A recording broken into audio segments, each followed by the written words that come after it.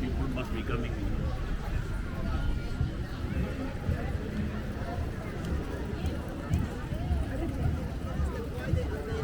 Stars and the little things, because in the back of days, this kind of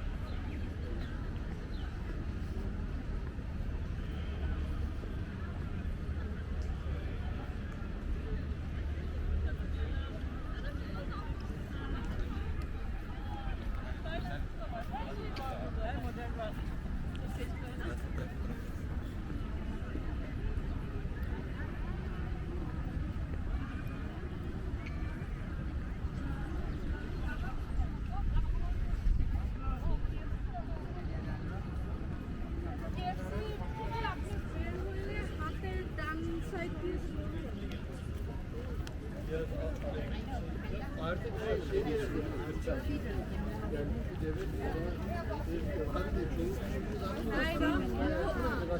ne yaptın abi bu arada? Bir de biz de anlıyoruz yani. Bir de devlet ikmal değil. Tam tersi devletin müstefesi var yani.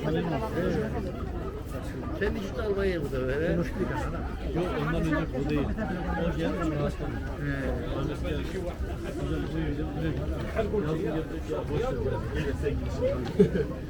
Bir şey istiyorum. Benim önüm bayağı açtı.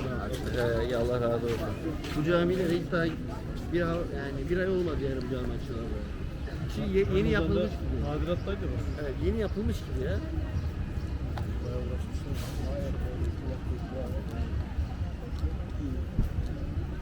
Kolay bir şey değil. Ya burayı abi yani söylüyorum sana işte.